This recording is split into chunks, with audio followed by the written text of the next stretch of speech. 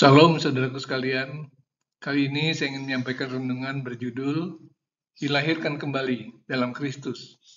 Untuk itu silakan subscribe, share, dan like renungan ini. Tuhan memberkati.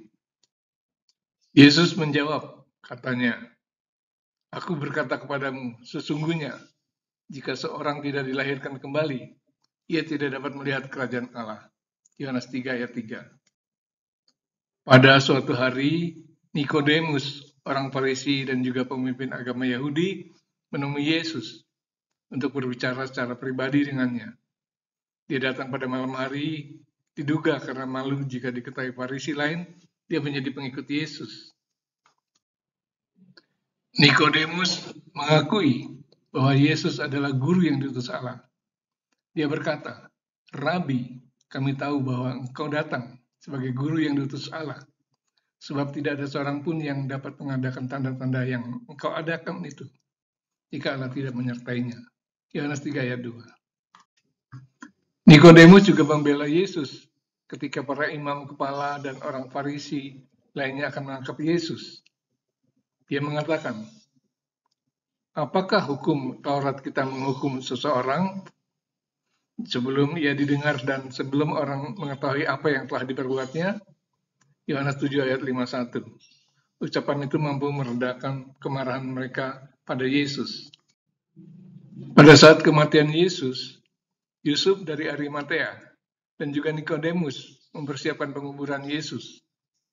Nikodemus membawa campuran minyak mur dan minyak gaharu. Keduanya mengapani Yesus dan membubuhinya dengan rempah-rempah sesuai adat Yahudi. Yohanes 19 ayat 39-40. Nah, saat berjumpa dengan Nikodemus, Yesus langsung berbicara kepadanya mengenai kelahiran kembali dan keselamatan kekal, yaitu tentang kerajaan Allah. Yesus menegaskan, jika tidak dilahirkan kembali, seseorang tidak akan melihat kerajaan Allah. Mendengar perkataan itu, Nikodemus pun bingung dan terheran-heran. Bagaimana mungkin orang sudah tua masuk ke rahim ibunya dan dilahirkan kembali? Yohanes 3 ayat 4. Mengapa dia berpikir seperti itu? Padahal dia adalah pengajar Israel. Yohanes 3 ayat 10. Sebab Nikodemus memahami perkataan Yesus dari sisi lahiriah saja. Sedangkan Yesus berbicara hal rohani. Memang itulah cara berpikir Farisi dan para imam. Melakukan ibadah hanya secara lahiriah. Secara lahiriah mereka menjalankan ibadah mereka, tapi pada hakikatnya mereka memungkiri kekuatannya. Jauhilah mereka itu. 2 Timotius 3 ayat 5. Semua tata cara ibadah diteliti dan dihitung secara cermat sampai kecil-kecil. Cara berdoa, ibadah, puasa, dan persembahan dan perpuluhan. Namun mereka tidak berusaha memahami makna rohani dari dalam ibadah itu. Jawab Yesus, "Aku berkata kepadamu, sesungguhnya jika seorang tidak dilahirkan dari air dan roh, ia tidak dapat masuk ke dalam kerajaan Allah." Yohanes 3 ayat 5. Apakah maksud perkataan Yesus itu? Apa artinya dilahirkan dari air dan roh?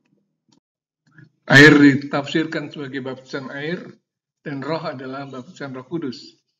Hal itu mengacu pada, "Aku membaptis kamu dengan air sebagai tanda pertobatan, tapi Ia yang datang kemudian daripadaku lebih berkuasa daripadaku, dan aku tidak layak melepaskan kasutnya. Ia akan membaptiskan kamu dengan Roh Kudus dan dengan api." Matius 3 ayat 11. Jadi kelahiran kembali ditandai dengan baptisan air dan baptisan Roh Kudus. Tafsir lain, air adalah firman Allah, dan roh adalah hidup baru dalam roh Allah. Karena kamu telah dilahirkan kembali bukan dari benih yang fana, tapi dari benih yang tidak fana. Oleh firman Allah yang hidup dan yang kekal. 1 Petrus 1 ayat 23. Dan roh yang memberi hidup telah memerdekakan kamu dalam Kristus dari hukum dosa dan hukum maut. Roma 8 ayat 2. Jadi kelahiran kembali ditandai tumbuhnya benih firman Allah dalam diri seseorang dan perubahan hidup sesuai pimpinan Roh Kudus yang memerdekakannya dari hukum dosa dan maut. Kesimpulannya, dilahirkan kembali adalah perubahan hidup dari manusia lama menjadi manusia baru di dalam Kristus yang ditunjukkan dengan kesediaan dirinya menerima baptisan air pertobatan dan hidup sesuai dengan firman Allah dalam bimbingan Roh Kudus. Jadi orang yang menerima keselamatan dari Yesus pasti akan meninggalkan sifat manusia lama, yaitu hidup seperti orang yang tidak mengenal Allah. Efesus 4 ayat 17. Dan mengenakan manusia baru yang telah diciptakan menurut kehendak Allah di dalam kebenaran dan kekudusan yang sesungguhnya. Efesus 4 ayat 24. Ada perubahan karakter dari orang yang sebelumnya melawan Allah dan hidup dalam dosa menjadi orang yang taat dan mengasihi Allah serta hidup kudus dalam Kristus. Itulah manusia yang telah dilahirkan kembali untuk lebih memahami bagaimana perubahan karakter manusia baru. Efesus 4 ayat 17 sampai 32. Peringatan Yesus amat jelas. Jika kita tidak dilahirkan kembali dalam Kristus, tidak mau bertobat dan meninggalkan sifat manusia lama kita, jangan berharap akan melihat kerajaan Allah. Melihat saja tidak bisa, apalagi masuk ke dalam kerajaan Allah.